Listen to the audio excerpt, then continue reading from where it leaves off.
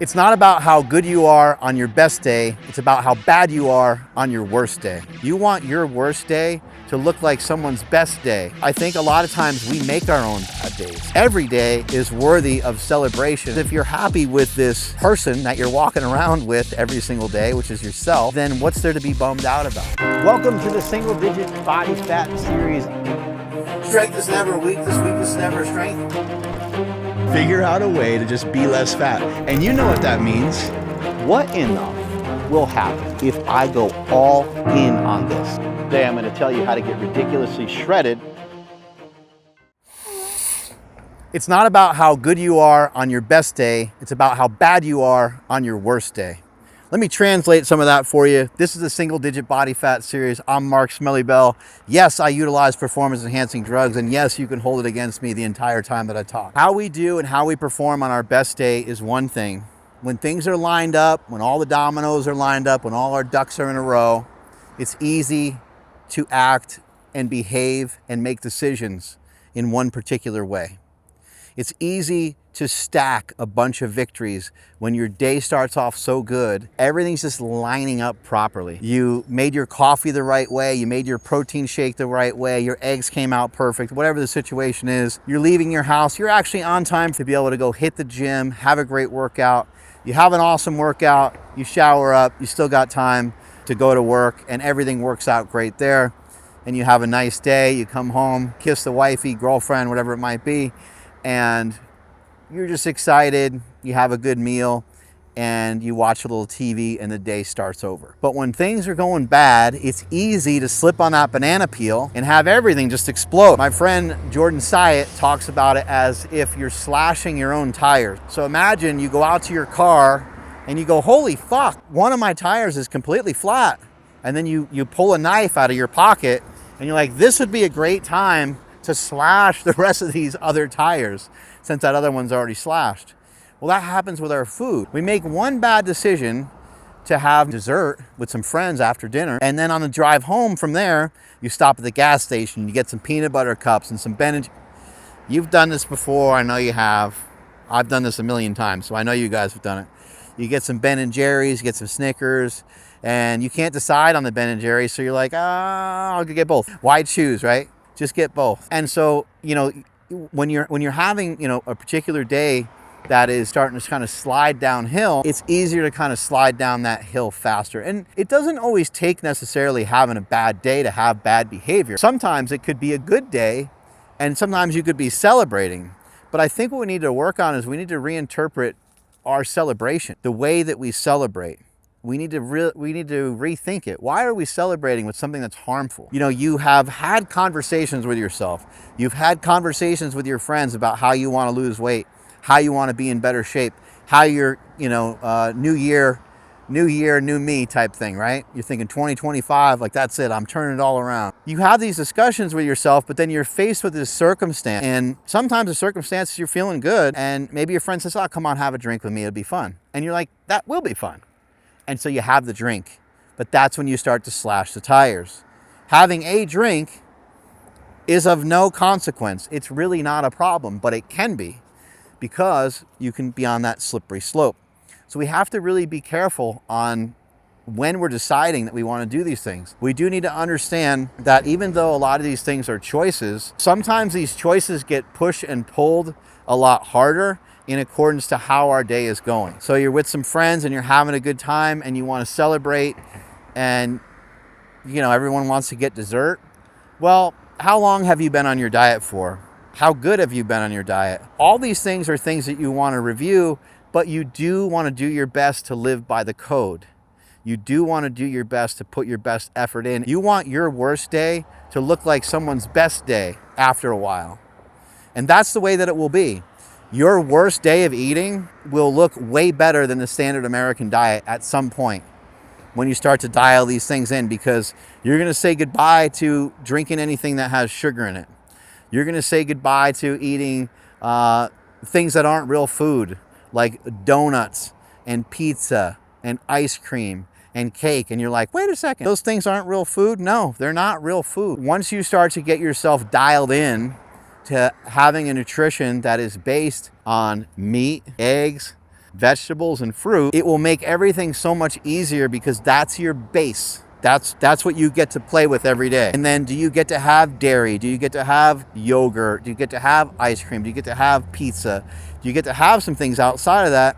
I think it makes sense to have some things outside of that occasionally. But what are these occasions and what are these situations? And I think that's where we need to be really careful, because a lot of people are eating their feelings. A lot of people get sad or upset, and I'm not trying to make too much fun of it, because it actually is a very serious situation, because there's many Americans that are obese and extremely compromised.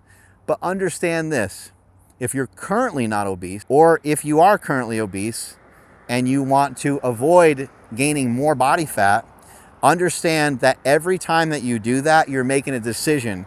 You're paying, you're putting your money where your mouth is. You're making a purchase towards this behavior. You're telling your body that this behavior is okay. I feel this way, now I'm gonna eat this food. It's an association, and you're starting to stack this bad feeling with this dopamine hit, and you're doing it over and over again. You gotta be really cautious with it, because now you're playing with fire, and it's really easy for that fire to get out of control. When you're eating natural foods, it can still happen. You can still overeat, but it's a lot harder to overeat until we really start to hocus pocus, combine a lot of foods together. How we're acting on our best day is one thing to start to attack as well, because a lot of us, even on our best days, aren't eating well, aren't eating properly. Again, I like to start with meat, eggs, fruits. Anything else outside of that, Dan John, smack across the face. You guys know the famous strength coach Dan John? That's what he says. He says he'll go to a seminar, he'll get up and talk in front of a bunch of people that paid to go to his seminar. They are there to listen to his advice. He'll give out a little nutritional advice and say, hey, you should eat natural food. You should eat these things, meat, eggs, fruit, vegetables. And someone will raise their hand and be like, hey, what about a cheat day? And he just says, hand across the face. He's not out there smacking anybody or anything like that, but he's just like, that's a stupid question. Why is it a stupid question? Well, it's a dumb question because why do you have so much resistance to the very thing that someone just told you that could actually help you? Like, where's this resistance coming from? You hear the same thing with the carnivore diet. People are like, on the carnivore diet, can I eat vegetables? And it's like, well, no, not if you want to be strictly carnivore. I personally am not even saying there's a particular reason, health reason or reason to get leaner, only eating meat. But the definition of the carnivore diet is that you are eating animal foods or animal products. And a lot of yeah buts and a lot of ifs and a lot of these things happen. But when people start to go down that road, it shows me right away they're not that serious. Because if you're serious, you would just say, roger that, and you would write it down, carnivore, eat meat and eggs. Then you might think, oh yeah, fish is meat, you know, this is meat, that's meat. Yeah, of course, there's some things to kind of play out in your head. But is apple meat? No, it's not meat. Is broccoli an animal product? No, right? Like, it's pretty simple. And you get to kind of work your way through that. And then you're like, oh, I could have oysters, I could have shrimp. And yes, you do make some discovery. To me, I talk about this so often, how so many things are an interpretation. Andrew Huberman did a video recently where he talked quite a bit about being able to have a good output with your exercise in the morning, and then being able to handle stresses in a different way and having those stresses kind of lowered because you trained rigorously. And I agree with that. I think he's got a lot of good points. I've mentioned this in some other videos. However, you can also tackle the mind with the mind. You can also just start to learn to reinterpret everything that you hear. Just because something kind of hits you a little sideways doesn't mean you have to get all pissy about it. It doesn't mean you have to get all frumpy about it. I like to do a lot of self-ownership. I like to just blame everything on myself. It's my fault. If I'm helping someone with their diet and they're not losing weight, it's my fault. If something happens within my business and I don't like it, it's my fault. If I hand a project off to somebody and it doesn't go quite the way that I wanted to within my business, it's my fault. Did I hire the correct person? Did I communicate it well? Did I actually go over it? Did I actually care? Did I actually put the energy into it that I needed to? And I think a lot of times this is where our frustration is coming from. And this is where the interpretation of even having a bad day starts.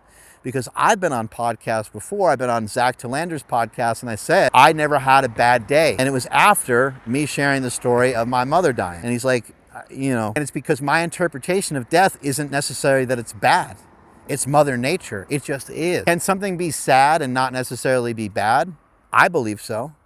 See, if you start to change your belief system, then not everything has to be so rooted in like good and bad. I don't have to necessarily, because and this is years ago that my mother passed, and one of the reasons why I'm so passionate about sharing information about nutrition and fitness is that my mom really suffered from being able to head in the right direction with her nutrition.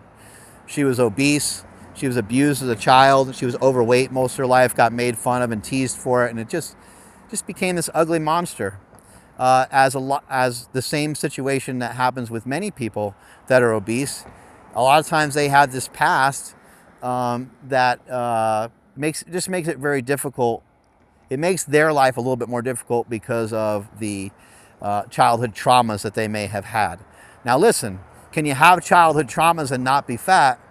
Of course you can. There's plenty of people that have childhood traumas and they don't have obesity, and there's some people that have childhood traumas and don't seem to have negative lingering effects. So what cards were you dealt in your life and how are you playing them? Because there's somebody out there right now that has the same hand that you have and they're playing the game a lot better than you are. I'm not saying to compare yourself to that person because I think that's a mistake as well. However, how are they playing the game better than you? If they have the same exact cards, they have the same exact deck as you do, same exact hand as you do, how are they able to play the game better than you? It's because of their interpretation of the situation. Their interpretation of the situation might be like, this is a pretty good hand. I'm glad I have what I have. And if you're glad that you have what you have, and you work on building yourself up internally, over time, you can learn to not ever have a bad day ever again. Because if you're happy with this person that you're walking around with every single day, which is yourself, then what's there to be bummed out about? I can still have a day that's maybe better than another day, but that doesn't mean that the other day is a bad one. I've had some really amazing things happen over the years. I've had things in powerlifting that have happened that have been awesome, where I went 9 for 9 in a powerlifting meet. I went 9 for 9 in the movie Bigger, Stronger, Faster, when the cameras were there and when everything was kind of on the line. I ended up with a PR squat, a PR bench, a PR total, went 9 for 9 in the meet, and just, it was magical. It was like the highlight of my career. But it also, here's another interpretation. I don't even remember what I totaled. And it certainly wasn't what I totaled later on in my career, which was like 26:30. I think it was like 22:50 or something. So you see, it was a large distance away from my strongest effort, but it wasn't even necessarily the most enjoyable because of what I associated to it. And you have a choice to associate what you want to each thing. What I was proud of in that meet and why I was so excited is that was my kind of stamp on the powerlifting world to finally becoming somebody within powerlifting, even though I didn't even win the meet. Not only did I not win the meet, I finished like middle of the pack. There was like 14 lifters. But what I was proud of is that those 14 lifters, I knew who everybody was. These are all people I knew well who they were because of how strong they were. And there's my name kind of sitting in the middle of it. And I thought, how cool is that? And so at that time, I didn't really realize that I would then become stronger than almost all of those people I competed against. Maybe not all of them, but maybe it was all of them. I got most of them. I definitely beat all of them in the bench press, that's for sure. But the other lifts were a little bit hard. It's a really competitive field. But I beat at least 95% of those guys eventually in my powerlifting career. And having children and a lot of other things. I've had a lot of cool, exciting things. Getting married. I've had a lot of fun, cool, exciting, successful. The slingshot, the invention of the slingshot. Amazing day. That was an amazing day when I invented the slingshot. But just because every day is not an invention, it's not a birth of a child, it's not a marriage, it's not a this or that, it's not even anything to really celebrate. To me, every day is worthy of celebration and every day is awesome. I love being on this earth. Probably one of the reasons why I don't sleep well is because I just want to be up. I want to be up, I want to be active, I want to be doing stuff every single day. I'm excited, I'm motivated, and so much of this has happened in the last couple years. I wasn't always like this. I've always been pretty positive, and it's been rare for me to be super negative, but I've gotten stronger and I've gotten better at this because I learned a few years ago in my personal development journey how powerful it was to learn the skill of reinterpretation. You hear so many people talking about all these keys to longevity, about, you know, how important it is to be fit and be strong. And I know plenty of people that are fit and strong, and they are a mess in their personal life. They are a mess in their business life. They are a mess in like so many different categories. I cannot even tell you guys of all the people that I meet, and behind the scenes, there's a lot of shit going on. Their life is not squared away. I'm not saying that anyone's perfect, and I do understand we all have problems, and I'm not trying to highlight anyone's problems, and I'm not trying to say, hey, look at me, my life's perfect. What I'm trying to tell you is my life isn't perfect, but I learned to reinterpret everything that I once knew so that I can feel more calm and more relaxed about everything. I can have this balance, the balancing of the mind, the balancing of your emotions, equanimity, kind of the ultimate place to reach. No one talks about that when it comes to fitness. No one really mentions that when it comes to longevity. This idea of, hey, Mark, someone called you an asshole. Mine's just even. Someone said you were dumb. Someone said you look fat. Someone said you look too skinny. Someone said, hey, why don't you fix your teeth? Someone said you have the eyes of a lizard. Somebody said, you're shorter than I thought. You're slow when you run. How come you're not getting any better at running? I loved you better when you were fat. All these things, you know, they're observations, right? And they're observations about me. So one thing I can feel good about is I'm still on the front line. I've made my money. I don't need to be on the front lines, but I'm still trying to communicate to people because I'm still trying to help people. I'm still trying to educate people. And if people are saying anything about me, positive or negative, I'll take both of it. It's because I deserve it. I deserve the good and I deserve the bad that comes along with communicating. There's going to be people that try to knock you down. There's going to be people that try to tell you bad things. There's going to be people that try to make you feel like you did a bad job. But why would my interpretation of somebody telling me that I got funky teeth, why would that hurt me, and why would that make me feel like I'm not doing a good job? Like, if you think about it that way, you're like, huh, that's really dumb. It's dumb to think that way, and I could smile with this space between my teeth and not worry about it too much. The reinterpretation is critical because when you have a day that is worse than some of your better days, or you have a day that maybe you deem, maybe you don't think the same way as I do, and maybe you just think that this day sucks. You know, maybe something really awful happened and you have no other way to interpret it other than it's just a shitty day and something awful happened to a family member, a friend, or even yourself. And you're just like, this day sucks. Your interpretation of that day still matters, because if you can handle that day and the day is less stressful and you have more balance with your equanimity, your output of what happens next is going to be vastly different than if that hits you in a weird way and you overreact to it. One of the worst things we can do in so many situations, there are situations where you do need to react. Someone does something to you on the street or something says someone's in danger, something quickly happens out here and you need to film it, or you need to like act on something. Those things are really important. But for the most part, even acting on stuff, most things don't need to be acted on right away. And definitely things don't need to be reacted to. It's really, really rare that, because a reaction, other than someone like throwing a punch at me, or somebody, you know, I don't know, trying to throw something at me or whatever, I can't think of anything that I really need to react to.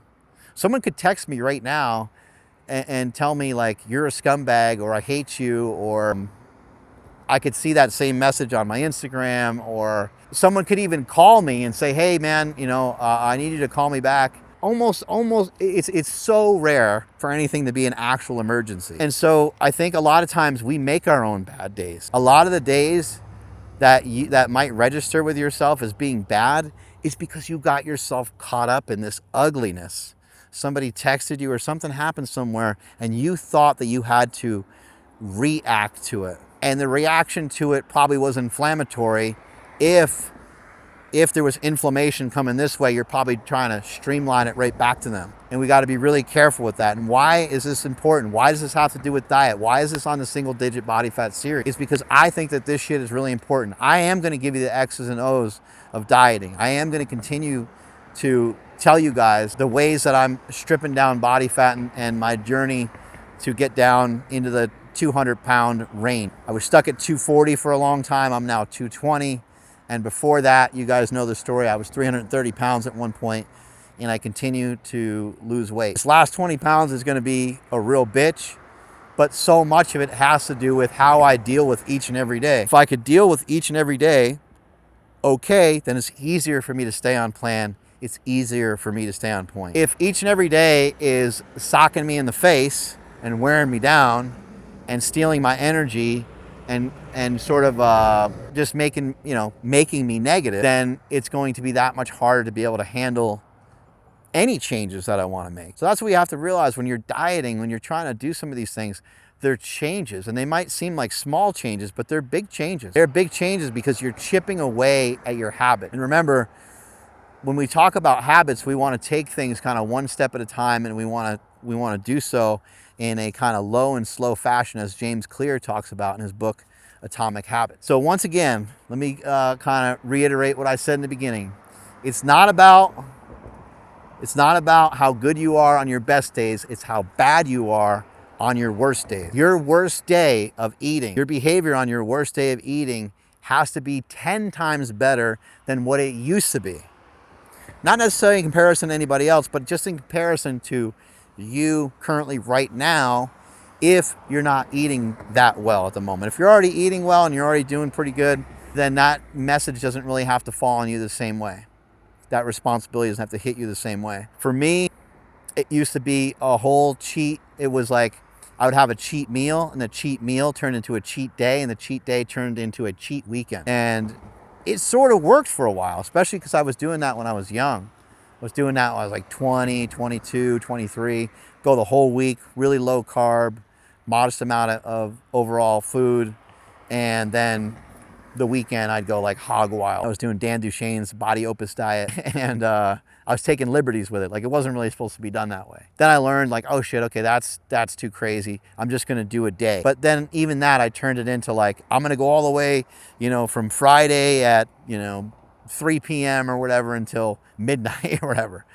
And that turned into like being too much. And then I was like, okay, well, let me just dial everything back into like occasionally having like a cheat meal here and there. And so occasionally I will have a cheat meal here and there. I just sort of pick when it's appropriate. But how you do on your worst day is going to be one of the most critical things in business, in life, and with your nutrition. Strength is never weakness. Weakness is never strength. I'll catch you guys later.